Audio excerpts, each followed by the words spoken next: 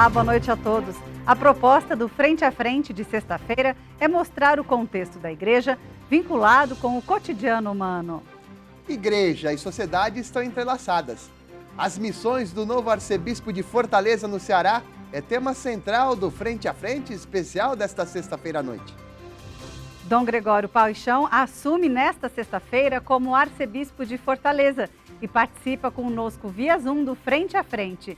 Dom Gregório, sua presença conosco, muito obrigada por participar desse programa hoje. Muito obrigado, Luciana, muito obrigado, Paulo. É uma alegria muito grande poder estar com vocês e com todos aqueles que nos veem, nos ouvem nesse momento. É uma graça muito grande poder partilhar um pouquinho daquilo que é a nossa experiência diária, né, como pastor da igreja, e ao mesmo tempo essa grande alegria, né, que tive no dia de hoje, né, há poucas horas, de ter participado dessa grande celebração, dessa grande alegria que foi a minha posse como arcebispo de Fortaleza. Dom Gregório, recorda pra gente como foi quando o senhor ficou sabendo que o Papa Francisco o tinha nomeado para Fortaleza. Como é que foi essa história, hein, Dom Gregório?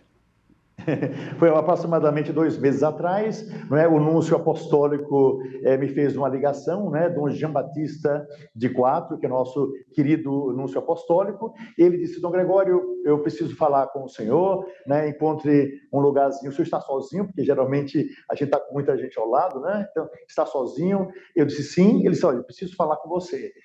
Tem uma surpresa para a sua vida. Eu mais ou menos já imaginava, porque eu estava completando 11 anos na Diocese de Petrópolis, nossa querida e amada Diocese de Petrópolis, e qual o resultado? Eu podia imaginar que fosse uma transferência. Então ele disse: olha, o Santo Padre, o Papa Francisco, nomeou você para arcebispo de Fortaleza.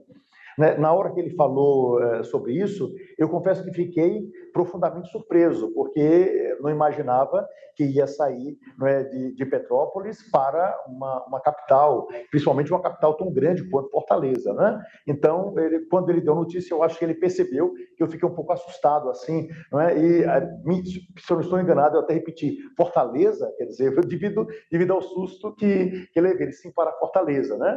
Então, ele vendo talvez a minha fisionomia, não é, meu rosto assim um tanto espantado, como a gente costuma dizer, não é, pela surpresa, não é, da notícia, ele me perguntou, disse que seria uma grande graça, né, eu me colocar à disposição para atender o pedido do Santo Padre Papa Francisco. Agora ele disse: olha, você quer parar, quer rezar um pouquinho, precisa de um tempo para pensar, etc.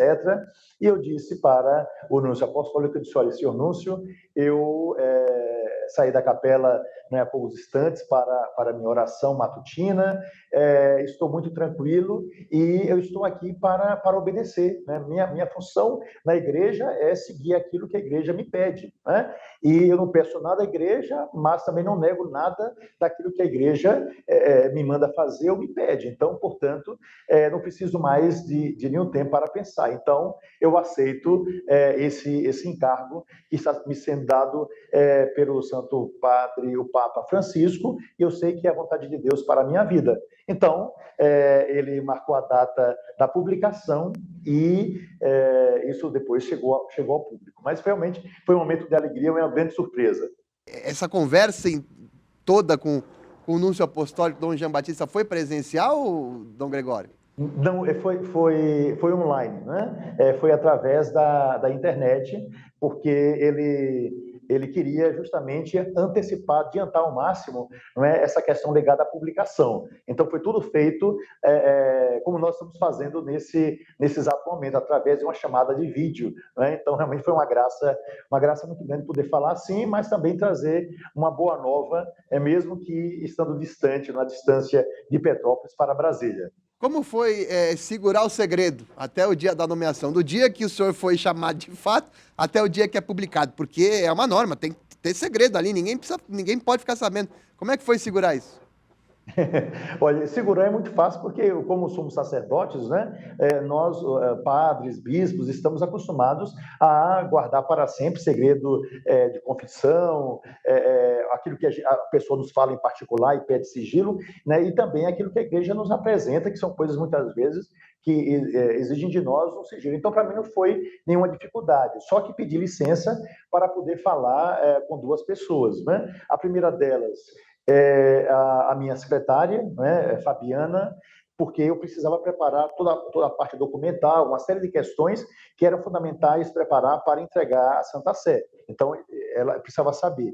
E Dona Fabiana não é uma pessoa extremamente sigilosa, é uma secretária, não é, executiva, que trabalhou com o Dom Felipe Santoro, bispo anterior a mim, né, trabalhou comigo quando eu estava bispo lá de Petrópolis e certamente trabalhará com aquele que vai ser indicado pela Santa Sé como novo bispo da Diocese de Petrópolis. Então, primeira pessoa que precisava comunicar por uma questão documental, mandar carta rapidamente, né, para a anunciatura, mandar carta para o Santo Padre dizendo que eu aceito, que eu aceitava, né, a Arquidiocese de Fortaleza. Então, a primeira pessoa foi ela. E a segunda pessoa foi, isso nos últimos dias, né, o responsável, o coordenador da PASCOM, Rogério Tosta, né, que é uma pessoa extremamente sigilosa também, e eu passei para ele que precisava gravar alguns vídeos antes de que a notícia fosse publicada, porque naquele dia da publicação eu precisava falar, precisava apresentar às pessoas o meu agradecimento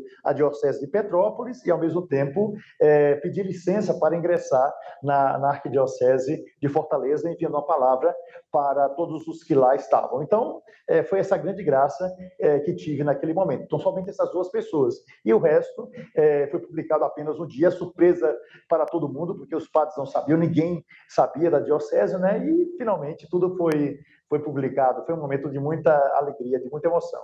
Como é que foi a resposta do Dom Jean Batista quando o senhor falou, eu sei que eu não posso contar para ninguém, mas me dá essa exceção de duas pessoas. Como é que foi a resposta dele? Ele entendeu perfeitamente porque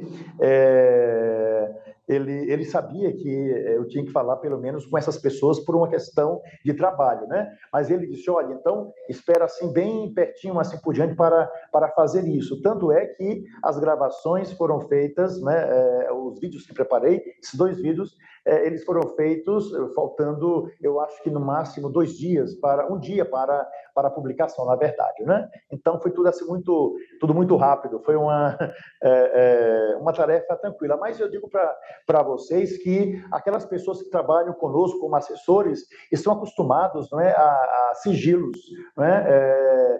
E isso, para eles, não existe nenhuma surpresa, principalmente quando o assunto é de grande relevância, não é? E para mim também, muito tranquilo, como disse, porque um sacerdote está acostumado a guardar no seu coração muitas histórias, algumas lindas, outras menos, né? Acostumados a ouvir milhares de pessoas ao longo da nossa vida. Então foi muito tranquilo.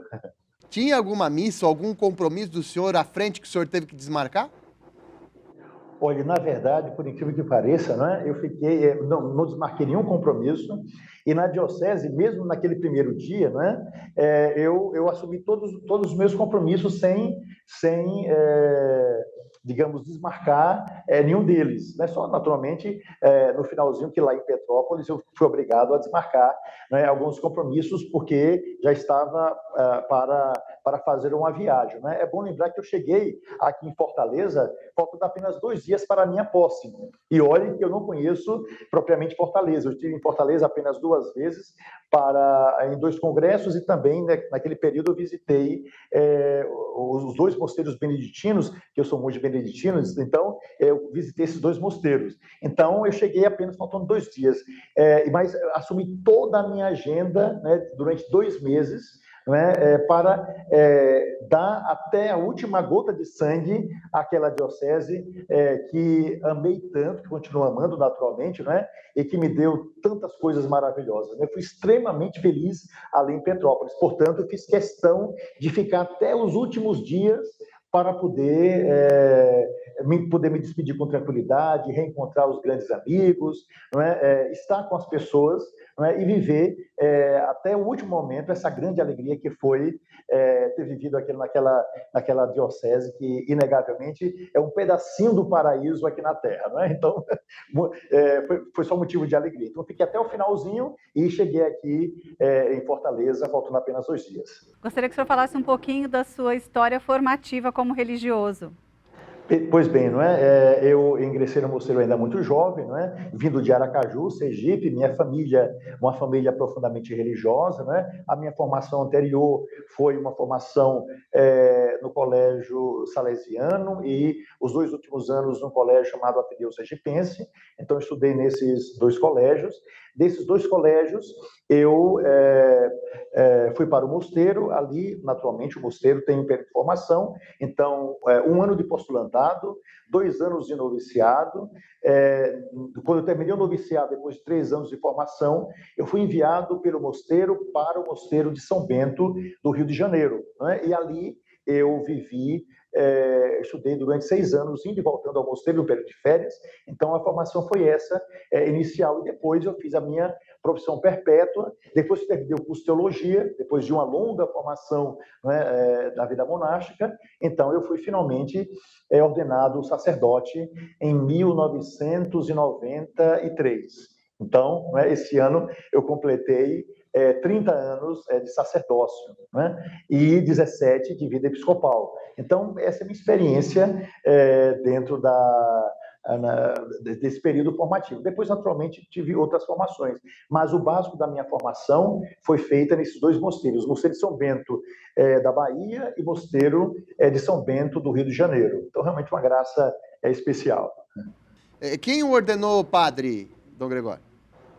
Quem me ordenou padre foi Dom Lucas Moreira Neves, que era o cardeal lá da nossa arquidiocese de São Salvador da Bahia, porque o mosteiro de onde venho é o mosteiro de São Bento da Bahia. O senhor mais se lembra do dia da ordenação? O que o cardeal Dom Lucas falou para o senhor?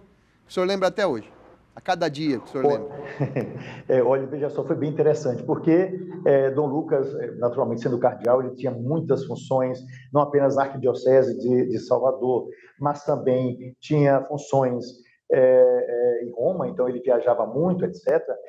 Eu tive 2 contatos com Dom Lucas. O primeiro contato foi quando eu levei um grupo de noviços até o Palácio Episcopal lá em Salvador, e para que os noviços tivessem um contato com o bispo, que seria o cardeal, o arcebispo de Salvador, e porque Dom Lucas era uma figura assim, muito conhecida, etc. Então eu era mestre de noviços à época, levei os noviços até o cardeal, e Dom Lucas fez assim uma conferência para nós de cerca de 30 minutos, nós esperávamos, era apenas para cumprimentá-lo, né? Mas ele fez uma conferência de 30 minutos, ainda não se viu o lanche, e eu nunca me esqueci o que ele falou sobre o que ele falou sobre a vida monástica, né? Dentre tantas frases, ele disse: vocês são suplementos de alma, vocês devem rezar por aqueles que não rezam, né? Vocês sustentam a nossa igreja através da oração, e tantas outras palavras, né, por nós sermos monges. Então, realmente, era um homem de uma espiritualidade, de uma inteligência, de uma facilidade no falar que realmente superava qualquer intelectual, né? Então, realmente era especial. E Dom Lucas foi que me ordenou. Eu fui ordenado diácono por um monge beneditino, Dom Ricardo Weberberger, que era da Diocese de Barreiras, que fica na Bahia, e Dom Lucas foi convidado. Então, quando Dom Lucas chegou lá, né, na sacristia do mosteiro, isso foi bem interessante. Ele não, naturalmente, ele não me conhecia no sentido, a não ser daquele primeiro contato que tive com ele, mais ou menos um ano antes. E ele me perguntou, fez o seguinte: vem cá, você é de Aracaju, não é? E começou a fazer uma série de perguntas ali, mas uma coisa assim, bem informal, né? E seus pais? Né? Meu pai se chama Bernadette, minha mãe se chama Bernadette, meu pai se chama Gregório. Ah, que interessante, tem irmãos? E eu fui contando rapidamente isso em 10 minutinhos ali, batendo um papo de sacristia, né? Então, ele perguntando sobre algumas coisas, eu fui respondendo. Sabe qual foi o resultado? Na hora da homilia, Dom Lucas falou como se ele me conhecesse há 50 anos. Né? Da minha experiência em Aracaju, do colégio, citou meu pai, citou minha mãe, né? Por nome mesmo, né? Citando os nomes, citando a experiência de estudo, falando sobre a experiência de vida monástica, quem foram os meus formadores. Em suma, Dom Lucas, eu, assim, isso naturalmente chamou a atenção de todo mundo, porque parecia que eu convivia com Dom Lucas o tempo todo, né? E, naturalmente, apresentou também o texto do Evangelho, que era um texto especial sobre a vida de São Bento, porque foi ordenado, né, no dia 21 de março, dia da morte de São Bento, né? Que a gente chama Trânsito de São Bento. Então, ele também falou sobre São Bento com uma delicadeza e com um conhecimento que, inegavelmente, era próprio de um monge, embora ele fosse, né, um sacerdote dominicano, religioso dominicano. Então, eu guardo no meu coração justamente essas palavras quando ele falou sobre o amor que São Bento tinha, né, a Jesus Cristo, né? E citando frases, né, da regra de São Bento, ele dizia e insistiu, né, que nada você anteponha ao amor de Cristo. E concluiu tudo com a última frase da regra de São Bento, dizendo, né, que o Cristo nos conduza juntos para a vida eterna, né, mostrando que no mosteiro todos devem estar unidos nessa caminhada para Deus. Então foi realmente maravilhosa aquela homilia que trago no fundo do meu coração e ao mesmo tempo essa grande gratidão a Dom Lucas Moreira Neves, que me ordenou sacerdote. Dom Gregório, essa vida monástica, como ajuda essa vida de oração? Como ajuda também como religioso e também como arcebispo?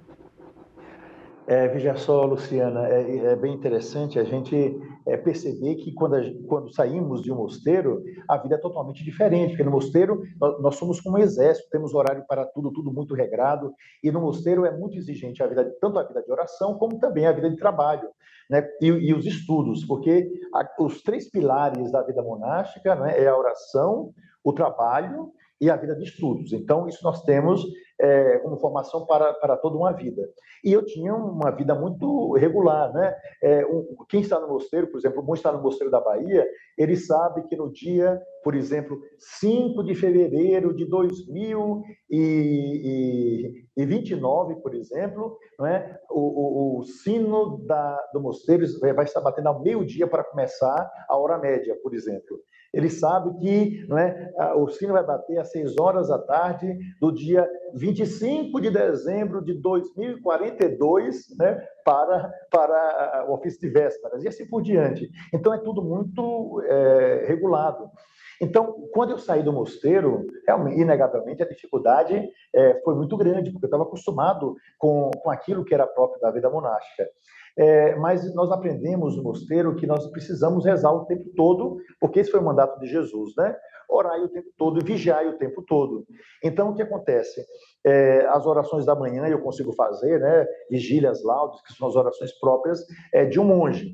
Às vezes, né, me cabe rezar a hora média, mas eu tenho um aparelhozinho, né, via celular, no meu carro, que se eu estiver no carro, eu rezo através do Santo Ofício, que é rodado, né, ali pela caixa de som.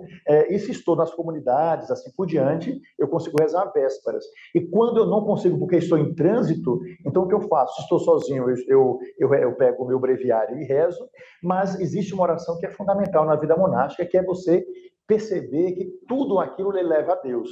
Então, eu rezo, por exemplo, quando eu vou tomar um copo d'água, porque eu nunca tomo água apenas por beber. Quando eu pego um copo d'água, eu digo, Senhor, né, lave em mim, né, aquilo que não está bom, né? Senhor, que eu tenha sede de justiça, né? Que eu tenha sede do vosso amor, né? Que eu seja verdadeiramente um discípulo do vosso Filho Jesus Cristo. E assim a gente vai. Se eu vou tomar banho, eu sempre abençoo a água e digo, Senhor, lave não apenas esse corpo, que é o templo da vida do Espírito Santo, né? Que é santuário vosso, porque o apóstolo Paulo nos disse isso, mas também que seja para que eu possa externar, né, a beleza, né, da sua presença, porque a primeira coisa que as pessoas veem em nós como cristãos é aquilo que nós somos, é a nossa face.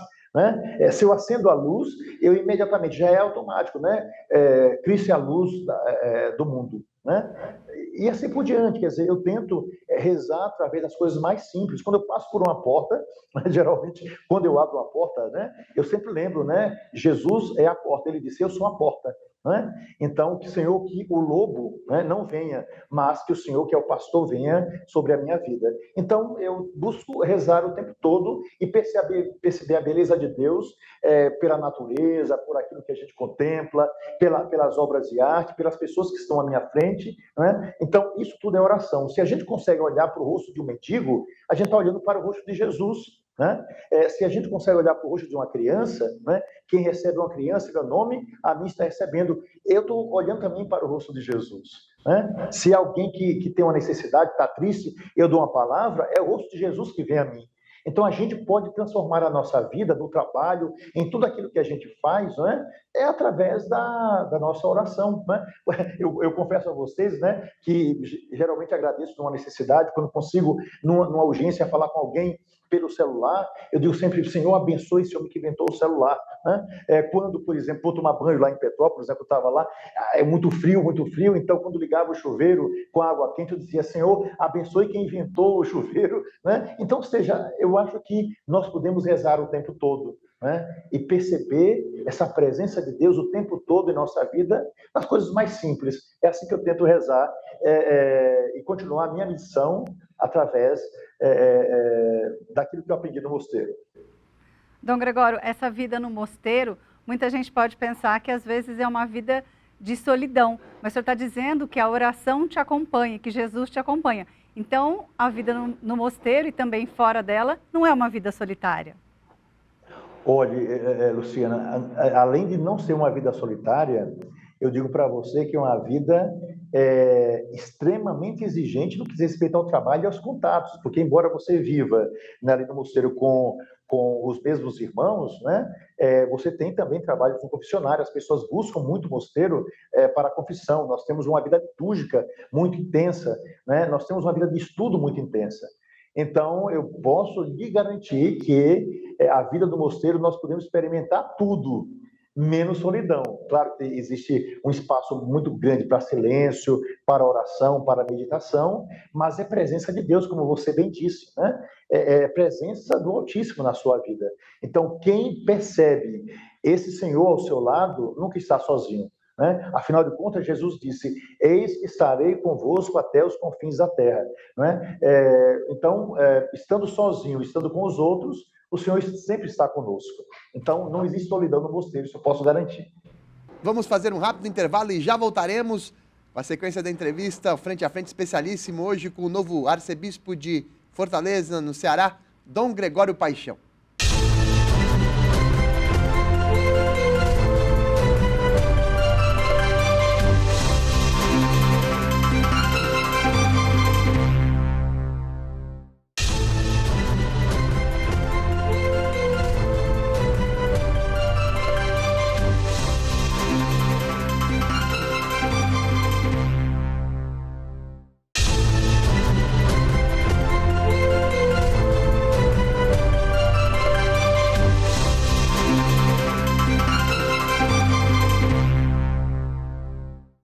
Voltamos com o programa Frente a Frente, hoje muito especial, com o recém-empossado arcebispo de Fortaleza, no Ceará, Dom Gregório Paixão. Dom Gregório, o senhor contou sua história no primeiro bloco, sua história como monge e contato com muitos colegas, mas aí o senhor é nomeado, vira bispo, né? É nomeado bispo.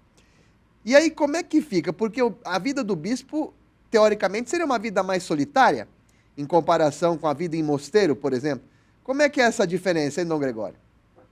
A diferença é muito grande, Paulo. Veja só, realmente, quando a gente sai de um mosteiro, a realidade é totalmente outra. A gente está agora sob os cuidados, digamos assim, do Papa, né? Como também do Núncio Apostólico, e a gente responde por toda uma diocese. Então, a partir daquele momento, eu também me tornei responsável por sacerdotes, por um grupo imenso de leigos, né? Porque toda a diocese tem composta de muitas cidades, com muitos leigos. Então, saindo do mosteiro, vi essa realidade. Para mim, foi realmente muito difícil. Inegavelmente, foi uma das coisas assim, mais difíceis da minha vida, porque eu não conhecia a vida diocesana, que vim conhecer posteriormente. Mas foi uma experiência bem interessante. Você falou de uma coisa sobre a solidão do bispo. Inegavelmente, ela existe no sentido de que você tem que cuidar de todos né? E todo mundo, de algum modo, imagina que o bispo precisa ser cuidado, né? Bispo tem família, bispo tem dor de cabeça, bispo fica doente, né? Bispo tem momentos de tristeza porque as dificuldades fazem parte da vida, né? Bispo tem cobranças, né? Bispo responde por toda essa parte pastoral, junto com os padres de uma diocese, mas bispo também responde pela parte administrativa, e isso é extremamente exigente, né? Bispo tem que responder por situações, às vezes, extremamente complexas. Então, o bispo é um homem que trabalha como todo mundo trabalha. A vida de um bispo é muito mais difícil do que a vida de um homem comum? Eu acho que não, eu acho que as dificuldades são iguais para todas as pessoas, né? Então, a vida matrimonial, né, marido e mulher, o dia a dia, isso também é profundamente exigente, né? Aqueles que têm filhos, por exemplo, né, cuidar de filhos deve ser uma coisa extremamente exigente, né? As pessoas pegam o ônibus para ir para o trabalho, trabalhadores que passam, às vezes, 2, 3 horas dentro de um ônibus, homens e mulheres que vivem em comunidades carentes, né? Pessoas que têm um salário que mal dá para pagar um aluguel e sobreviver com o pouco alimento que tem, né? Resultado, né? A nossa vida ela é exigente como é a vida de todo cidadão, né? É claro que a grande dificuldade é a responsabilidade que você tem, porque você é um homem público, uma pessoa muito vista pelas outras, esse é um ponto que a gente não pode esquecer, e outro ponto que também que fica assim muito claro, é que você tem que guardar segredos muito grandes, porque as pessoas procuram você, são famílias, sacerdotes, diáconos, religiosos, situações as mais variadas possíveis, e você naturalmente tem que guardar tudo aquilo ali e diante de Deus e tentando ajudar as pessoas e indicando os caminhos que uma diocese deve percorrer para melhor servir a Deus e melhor servir aos irmãos. Então, em muitos pontos, a gente vive, inegavelmente, uma grande solidão, porque você tem que ir tomar decisões e, no final das contas, você tem que bater o martelo, né? Embora ouça todo mundo, mas a decisão final é sua. Mas, como disse, você decide, mas se a gente vive uma vida de oração, e se a gente tem certeza absoluta, né, daquilo que é a nossa fé, Jesus está conosco, e a gente vive pela ação do Espírito Santo, a gente vence todas essas barreiras e vai adiante. Trabalhar não mata ninguém, isso é certo, né? E Deus, né, honra o nosso esforço, Deus honra o nosso trabalho, e a gente nunca pode esquecer disso. Dom Gregório, o senhor sai de Petrópolis, no Rio de Janeiro, e assume agora Fortaleza, no Ceará. O senhor já conhece a realidade de Fortaleza? Olha, eu conheci a realidade de Fortaleza através do relatório que Dom José Antônio me enviou. Então, foi ali que eu conheci a realidade de Fortaleza, mas no papel. Agora, se você me perguntar se eu tenho contatos com Fortaleza, com a cidade, se eu conheço Fortaleza, e assim por diante, eu posso dizer para você que não. Então, e acho que isso é muito importante, não conhecer. Porque quando a gente conhece muito uma coisa, eu acredito, posso estar errado, a gente já vai preparado, não, vou querer isso aqui, vou querer aquilo ali, vou fazer isso, fazer aquilo, né? Então, você já tem fórmulas preparadas, né? Eu propriamente disse isso hoje na celebração das 19 horas, né? No meu discurso, eu disse que eu não tenho fórmulas preparadas, né? E que eu também falei que ia precisar muito da ajuda de tantos, né? Principalmente da ajuda dos sacerdotes, né? E da multidão de leigos e catequistas para levar adiante o projeto diocesano, porque o que é um bispo sem os seus padres? O que é um bispo sem essa multidão daqueles que trabalham por toda a igreja? Então, eu não tenho realmente nenhum conhecimento sobre a arquidiocese, né? E a partir de amanhã, né, depois da posse que se deu no dia de hoje, é que eu vou realmente começar a conhecer. Então, eu acho que, com sinceridade, né, eu encaro a Arquidiocese de Fortaleza como um filho que nasceu no dia de hoje, né, que eu não conhecia e que finalmente, né, olhei e disse, agora eu sei o que é esse filho, né, o que é essa filha, digamos assim, né, que eu conhecia apenas através daqueles exames que fazem que o bebê está na barriga. Então eu conhecia assim mais ou menos, etc., através de um relatório, que me deu realmente uma visão, né? Agora, a beleza está diante dos meus olhos. É uma filha que me foi dada. A Arquidiocese de Fortaleza equivale a uma filha que me foi dada. E agora eu vou conhecer finalmente. Dom José Antônio, agora arcebispo emérito, ele é da região de Jaú, no interior paulista, Dom Gregório. Ele vai ficar com o senhor aí ou não? Ele vai mudar de residência? Isso foi bem interessante, né? Porque isso deu motivo assim de muita conversa no sentido positivo da palavra. Porque, veja só, alguns bispos, quando se aposentam, eles geralmente se aposentam entre aspas, porque Dom José Antônio e todos os bispos continuam trabalhando da mesma forma, só que não mais com aquela obrigação de estar à frente de uma diocese ou de uma arquidiocese. Então, Dom José Antônio estava na residência que fica ali no Seminário da Prainha, né, em Fortaleza, onde eu estou residindo, e Dom José Antônio, na primeira conversa que nós tivemos por videoconferência, ele estava no quarto dele, né, ali no Cidade da Prainha, no escritório, quarto escritório, então ele estava lá, uma estante bonita, cheia de livros, imagens, tudo mais. Então ele disse: olha, Dom Gregório, estou saindo, o senhor está chegando, seja muito bem-vindo, né? Me recebeu com um carinho imenso. E ele disse: agora tem uma questão que eu gostaria de tratar com o senhor, não é? Ele disse assim: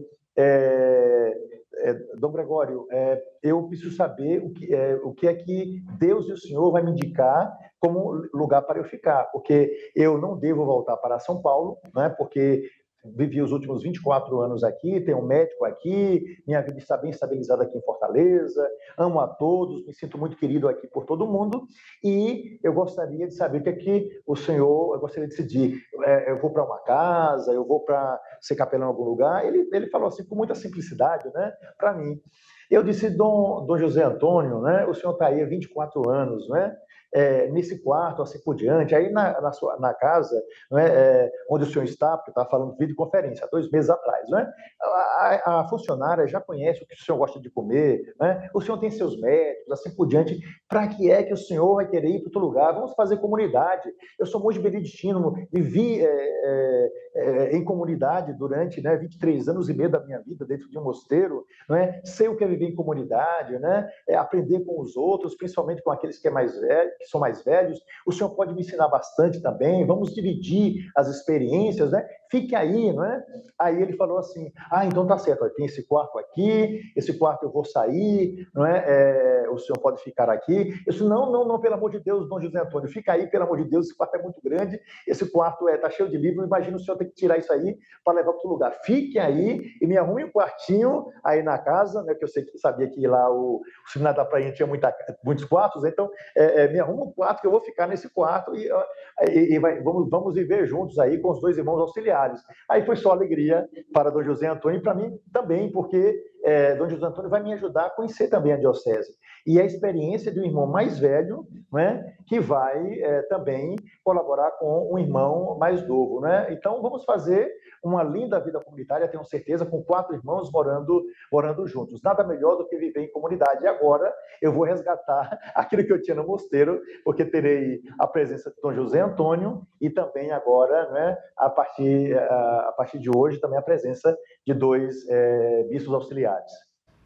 Dom Gregório, o Frente a Frente agora vai abrir o espaço para os nossos colegas jornalistas e das dioceses de Pascom, de várias regiões do Brasil, que enviam perguntas ao novo arcebispo de Fortaleza. Vamos ao primeiro VT. Olá, eu sou Vitor Inácio, jornalista. Qual que é o balanço que o senhor faz da caminhada da igreja nesse ano de 2023 e também sobre o advento, esse momento tão especial que nós estamos vivendo? Pois bem, Vitor, né? Muito obrigado aí pela pergunta que você fez. Eu vejo uma caminhada muito bonita, porque a igreja ela é dinâmica, né? Eu acho que a grande beleza da igreja é que ela é muito dinâmica. Quando a gente está principalmente ali, né, agora participando dos conselhos da CNBB, a gente vê quantas coisas são preparadas, não é? A campanha da fraternidade, a gente já tem a campanha da fraternidade preparada para 2024, já preparando o tema para 2025, não é? A mesma coisa acontece com os grandes temas preparados, os documentos do Santo Padre que a gente resume para que chegue o agradecimento às pessoas, não é? A gente percebe uma igreja em movimento. A igreja do Brasil é inegavelmente uma igreja viva, né? E é uma igreja que busca ser mãe mestra, né? Como mãe ela acolhe a todos e como mestra ela ensina, né? E a igreja ela tende, não é, ao pedido de Jesus, que fazia com que, não é, o seu ensinamento, a sua palavra, aquilo que ele recebeu como projeto do Pai, pela ação do Espírito Santo, que chegue a todas as pessoas. E é isso que nós estamos fazendo assim na nossa igreja. E esse período do Advento é um período propício de expectativa, porque afinal de contas uma criança nos será dada. E a presença de uma criança em nosso meio é sempre a possibilidade de nós renascermos, né, para um novo tempo. Então, Jesus vem a nós, né? E o período do Advento é para que a gente comece todas as coisas. Começou o ano litúrgico novo, começou o ano da igreja, né? Começou a possibilidade de um novo tempo. Já estamos concluindo agora o ano, já estaremos em 2024, né? Então é tudo novo. Eu acho que a possibilidade de nós vivermos o tempo de Deus em nossa vida. E mais uma vez, pelo Advento, Jesus, né, insiste, deseja, chora, né, como criança, para encontrar uma manjedoura no nosso coração. Que nós possamos, portanto, acolhamos, Vitor, né, esse Senhor tão amado, tão querido. Vamos agora à participação do Rio Grande do Sul sobre o Advento. Olá, eu sou a Grace Posato, da Diocese de Cruz Alta, no Rio Grande do Sul, e a minha pergunta é: de que forma nós podemos ajudar as pessoas a perceberem que o nascimento de Jesus e aquilo que ele nos oferece pode nos trazer muito mais felicidade do que o consumismo? E por que nós não conseguimos apresentar Jesus Cristo em uma sociedade tão consumista? Será que nós não estamos apresentando Jesus apenas como um bem a ser consumido? Pois bem, Cris, realmente esse problema é antigo, não é? Não é só do nosso tempo, né? As pessoas sempre se preocuparam mais com elas próprias e com aquilo que está ao seu redor do que propriamente com aquele que é o Senhor de todas as coisas, né? Nós, às vezes, perdemos muito tempo com as coisas de Deus, ao invés de nos preocuparmos com o Senhor das coisas, né? Aquele que é o Criador de todas as realidades. Então, eu tenho a impressão de que, mais do que nunca, nós precisamos dizer à sociedade onde nós estamos de que nós temos um Senhor, né? Ele é o Senhor de todas as coisas, que tudo passa, né? E temos a capacidade de mostrar às pessoas que o maior bem que nós temos e que nós deveríamos prestar atenção é a nossa alma, é a nossa vida, né? Que as coisas elas são verdadeiramente importantes para todos nós, mas esse coração preparado para viver, né, em Deus, as alegrias da presença do Senhor, devia ser a grande certeza da nossa existência, porque um dia tudo vai passar e tudo vai ficar, né? Então, o Advento é também um período de preparação para que nós fiquemos com o essencial, como nós vivemos o período da Quaresma, né? E a gente sempre tem que lembrar as pessoas, né, nesse mundo tão consumista, que caixão, né, não tem gaveta e mortalha não tem bolso. Portanto, nós precisamos viver essa experiência, não é, de Deus em nossa existência, porque somente ela vai nos fazer usar aquilo que Deus criou para nós, aquilo que também é invenção humana, né, para que, através de todas essas coisas, mais facilmente a gente encontre, digamos, meios de facilidade, como de comunicação e tudo mais, para pregar a verdade daquele que é o único Senhor e resposta para nós e para os irmãos. Então é com essa coragem, com essa alegria que nós devemos chegar ao coração dos outros e rezar bastante para que tenhamos missionários, não é, consagrados, como também leigos, que todos nós unidos façamos chegar essa palavra de vida ao coração de toda a humanidade. Agora a pergunta de um sacerdote da Diocese de Tubarão, em Santa Catarina, para Dom Gregório Paixão. Eu sou o padre Rafael Liano, da Diocese de Tubarão, em Santa Catarina, e a questão que eu apresento é sobre a coroa do Advento. As 4 velas colocadas, alguns suplementos celebrativos, dependendo a editora que o publica, sugere a cor que deva ser acesa. Outros não colocam isso e acabam deixando na dúvida se existe uma ordem ou não, e havendo uma ordem, qual seria a fundamentação delas. Assim, seria o caso, quem sabe, de a CNBB, por meio da Comissão de Liturgia, dar um parecer final e específico sobre esta situação? Pois bem, Padre Rafael, muito obrigado pela sua pergunta. Olha, veja só, tradicionalmente, a gente encontra isso desde quando a coroa do Advento aparece na igreja, né? Tradicionalmente, as velas são brancas, naturalmente são brancas. Então, você vai acendendo uma após a outra e ponto final, né? Nos últimos tempos, eu acho que tem mais ou menos uns 10, 15 anos, se eu posso dizer assim, é que começaram a aparecer velas. Primeiro, todas elas com a mesma cor, todas elas roxas. Depois, 3 roxas e uma rosa, para lembrar, né, o domingo especial que nós temos nesse período do Advento. E depois apareceu também agora uma vela verde. Eu acho que quando as pessoas compram essas velas, elas precisam ver a sequência que se pede, né? Naturalmente, a gente sabe que tem uma rosa para um dia especial, né? E assim por diante. Uma branca para o quarto domingo.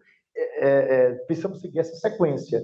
Agora, o que eu acho, e vou sugerir isso na próxima reunião que nós teremos em 2024, que a comissão, talvez, de liturgia dê uma resposta para as pessoas. Agora, inventa-se muita coisa, né? No meu mosteiro, por exemplo, lá em Salvador, né? Como eu vejo, nos mosteiros a gente coloca as 4 velas brancas e ponto final. Agora, repito, se o folheto sugere cores e as pessoas quiserem, então elas pesquisem e vejam essa sequência. Mas eu vou, motivado por você, sugerir que a CNBB, essa comissão, nos dê uma resposta definitiva sobre essa sequência. E muito obrigado pela sua pergunta. A participação agora é da Pascom de Niterói com Ingrid Bianchini.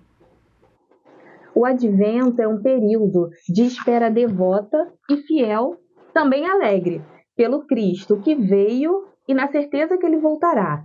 Como que a gente pode se preparar para bem viver esse tempo? Muito obrigado, Ingrid, pela sua pergunta. Eu quero dizer para você o seguinte, eu acho que a melhor maneira de nós nos prepararmos para o Advento é fazer aquilo que a igreja nos sugere, não é? Que como é que a gente prepara o nosso coração para receber Jesus Cristo, né? A gente prepara através de uma boa confissão, né? Ou seja, tirar o peso dos pecados que rodeiam a nossa vida. Isso dá para a gente leveza, alegria, tempo novo, graça abundante. Esse é o primeiro ponto que eu acho assim fundamental para a nossa vida, para a nossa história. Agora, o segundo ponto é perceber, estar preparado para perceber ao nosso lado, junto às pessoas que nós amamos, né, o que elas falam da minha própria vida e o que eu percebo da minha existência. E tentar, por causa da chegada do Cristo, né, preparar tudo da melhor maneira possível para que a minha vida seja nova. Eu retomo, né, Jesus como o Senhor da nossa existência, como uma criança, como um filho que nos é dado. O que é que um casal faz se por acaso, né, um filho está prestes a chegar?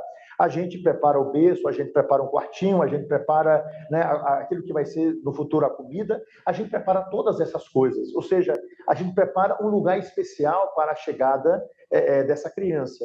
O lugar especial que nós devemos preparar para a chegada de Jesus Cristo é o nosso coração. Então, uma boa revisão de vida, não é? Propósitos, né? Talvez não tantos, mas alguns propósitos concretos. Onde eu preciso mudar? O que é que eu preciso mudar? Como é que eu vou fazer essa mudança? Quais são as possibilidades que Deus me dá para uma vida nova? O que eu devo deixar de lado? O que eu devo absorver de novo? Então, eis a grande graça que nós temos no período do Advento, para que ele não seja apenas uma celebração de um tempo litúrgico ou apenas de mais uma data ou mais um Natal. Nós precisamos disso tudo, observando todas as graças que nos é dada pela liturgia, pelas leituras, receber Jesus Cristo. E quem está pronto para recebê-lo vai ter uma grande diferença na sua vida, porque Jesus, inegavelmente, faz uma grande diferença em nossa existência. Então, preparar toda a nossa existência para receber dos presentes o maior que a gente pode, né? E num tempo especial, que é receber a graça do Senhor, que mais uma vez visita todo o nosso ser, para que nós possamos começar tudo outra vez. Nós vamos a um rápido intervalo e já voltaremos com a sequência do programa de hoje, o Frente a Frente especial, com o novo arcebispo empossado em Fortaleza, no Ceará, Dom Gregório Paixão.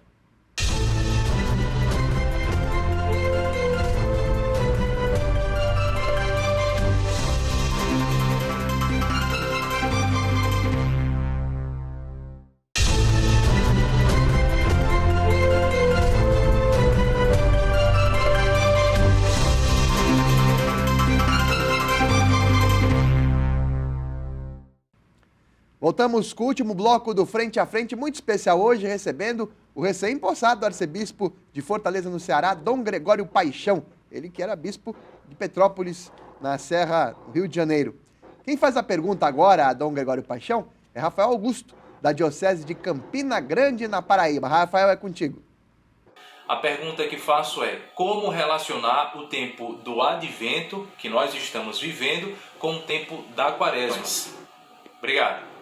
Pois bem, Rafael, veja só, embora nós vivamos tempos litúrgicos distintos, né, mas a gente tem que lembrar que é uma caminhada, né? Estamos sempre caminhando, né, através dos grandes mistérios da vida litúrgica da Igreja para o coração daquele que é o Senhor, né? E tudo tem a ver com a vida de Jesus, não é? Do seu advento, a preparação que a gente olha toda a vida daquilo que falaram os profetas para nós, para que finalmente nós cheguemos à grande celebração da vida, que é a Páscoa, né? Então, o período do advento, nós celebramos esse grande mistério da vinda de Deus. O Verbo se fez carne e habitou entre nós, né? Então, e ele veio como servidor de toda a humanidade. Eis a grande graça, veio nos trazer a salvação. Então, o grande mistério do advento nos prepara para a recepção desse Senhor. Para receber esse Senhor, nós precisamos, o período do advento também nos recorda a necessidade de nós prepararmos o coração, não é, através, não é, também da retirada daquilo que não serve e da absorção daquilo que é graça de Deus, para receber, não é, qual manjedoura aquele que é o Senhor da vida. Então, o período do advento é um período de muita beleza. Algumas pessoas, né, que viveram no passado, né, alguns santos próximos de Jesus, nos preparam isso, né? Então, nós temos a figura da Virgem Maria, nós temos a figura de João Batista, nós temos a figura de São José. Então, é todo um mistério a cada domingo do advento para que nós finalmente cheguemos à grande festa do Natal. Esse é o primeiro ponto. O segundo ponto que a gente não pode esquecer, que aí já vem a quaresma. Então, as festas, né, elas não são, digamos assim, elas não são de tal modo distintas que elas não se toquem, né? Muito pelo contrário, né? Elas propriamente, as linhas se cruzam. Ou seja, o período da quaresma e também um período para que nós cheguemos à Santa Páscoa é um período igualmente de preparação, para que nós possamos absorver e receber no mais profundo da nossa alma aquele grande mistério que Jesus viveu e que passou pela sua paixão, morte e ressurreição, para que nós pudéssemos chegar pelo seu sangue, pela sua doação total, né, aquele paraíso que ele veio resgatar para nós. Então, se o advento é um período em que nós recebemos o paraíso através do útero da Virgem Maria, que resgata para nós, não é, aquilo que era o esperado de todo Israel, ungido, o Senhor, nosso Deus e Salvador Jesus Cristo, não é? O período da quaresma nos prepara para reconhecer aquele que se deu totalmente a nós, para que nós pudéssemos alcançar a salvação. Então, nesse sentido, advento e quaresma se unem. Claro que eu poderia dar milhões de exemplos aqui, né, daquilo que os teólogos ensinam sobre esses dois períodos e como eles se encontram, né? Mas aquela criança que nasce, né, no Natal vai ser aquele homem que, né, se dará totalmente a nós pela nossa salvação, que vai morrer e que vai ressuscitar para nos abrir as portas do céu, né? Eis a grande graça de que nós vivamos esses mistérios, todos eles totalmente unidos. E isso faz com que nós tenhamos uma coesão de toda a vida e de toda a história da Igreja, de toda a história da humanidade, resgatada através da pessoa de Jesus Cristo, do seu nascimento até, né, a sua ressurreição. No Frente a Frente de hoje, agora temos a participação da Sônia Minder, que é da Arquidiocese de Campo Grande, no Mato Grosso do Sul. Recebo o nosso abraço aqui de Campo Grande. Estamos no advento, então nos ajude a pensar que quando Deus envia seu Filho ao mundo, Ele nos concede a filiação adotiva. Filiação essa que interpela para uma misericórdia que deseja que o irmão também esteja na verdade, o que é bastante diferente de simplesmente se sentir eu estou certo ou eu estou errado quando divergimos do nosso irmão neste tempo de polarizações tão fortes. Pois é isso, Sônia, né? Você relembrou uma coisa fundamental. Se existe algo que nós precisamos ter consciência, é de que todos nós somos irmãos, somos todos irmãos, filhos de um mesmo pai, né? E por causa disso, por mais que a gente seja diferente do outro, né, a gente precisa respeitar todas as pessoas. Isso é inegável. Um outro ponto que a gente não pode esquecer é que, não poucas vezes, devido ao pensamento, a gente quer combater o outro. O outro deve ser visto não como um adversário, mas como um irmão, como um amigo. Né? Jesus Cristo veio nos mostrar isso perfeitamente. Quando nós vemos o outro como adversário, nós cometemos o erro cometido por Caim, que matou seu irmão Abel. E a gente não pode esquecer dentro da sua própria casa. Né? Então, não é porque a pessoa pensa diferente. Nós não podemos abrir mão daquilo que a gente pensa. E para não abrir mão, nós temos que ter profundo conhecimento, né, a cada dia da fé que nós trazemos no coração. E isso nos garante, né, estar livres para conversar com todos. Né? A gente diz toda a verdade que a gente tem no coração, manifesta pela vida e pelas palavras, manifesta através das escolhas. Porém, se o outro pensa diferente, a gente tem que respeitar. Vou dar um exemplo prático disso. Lembra daquela passagem, quando Jesus falou que o Filho do Homem haveria de morrer, assim por diante, falou sobre o sofrimento, que muita gente foi embora, né? Não quis mais seguir. Diante daquele fato, o que Jesus fez? Jesus não lançou fogo sobre aquelas pessoas, Jesus não ficou dizendo volte aqui, volte aqui, volte aqui, vocês não me entenderam. Jesus, olhando as pessoas que saíram, né, abandonaram, não é, o abandonaram, e olha para os apóstolos e pergunta, e vocês também não querem ir, não? Porque se quisessem ir, Jesus haveria de respeitá-los. Né? Deus respeita a nossa liberdade, até mesmo as nossas loucuras.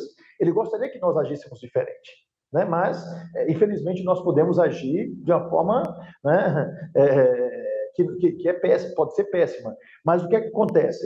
Jesus diz isso, e os apóstolos, né, através da figura de Pedro e dos outros, né, a quem iremos nós, Senhor? Só tu tens palavras de vida eterna.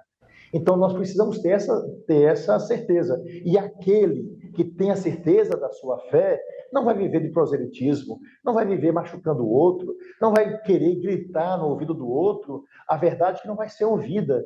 Quando nós, né, amamos alguém, a gente, digamos, pelos namorados, né, então a gente vê que eles falam baixinho no ouvido do outro. Porque, ou seja, o coração está muito perto. Quando a gente, mesmo estando próximo de uma pessoa, grita, é porque o abismo é tão grande que a gente precisa gritar para que o outro nos ouça. Então, isso é péssimo ao longo da nossa vida. O advento é tempo de unidade, porque um filho nos foi dado, único. Ou seja, toda a humanidade deve olhar para esse único, que é Jesus Cristo. Certo? Então, essa é a grande beleza. E se existe, né, ideias diferentes, distintas, a gente trata tudo com profunda educação. Agora, digo, a minha educação é tão grande e a minha fé é tão grande que, com serenidade, eu acolho a todos e digo aquilo que está no meu coração, sem deixar de dizer a fé que realmente move a minha vida. Agora, ouço do outro aquilo que o outro tem a dizer. E eu digo, olha, se a gente tem coisas diferentes, a gente tem coisas que a gente pode trabalhar juntos, a caridade e tantas outras coisas. Então é viver a graça e a alegria de saber que somos todos irmãos, porque Deus deseja que nós amemos a todos, sem exceção, e essa é a grande graça da nossa vida. Dom Gregório Paixão, chegamos ao final do programa, queria agradecer muito pela sua participação aqui conosco, mas dá tempo de um minutinho para uma última pergunta. Como é que vai ser a relação, o plano de trabalho do novo arcebispo de Fortaleza com as novas comunidades aí em Fortaleza, hein? Eu sempre trabalhei com as novas comunidades, tanto em Salvador, fui bispo auxiliar durante 6 anos e meio em Salvador, não é? Nos 11 anos que trabalhei lá em Petrópolis com o bispo diocesano de Petrópolis. Então, eu sempre tive uma profunda amizade com as comunidades.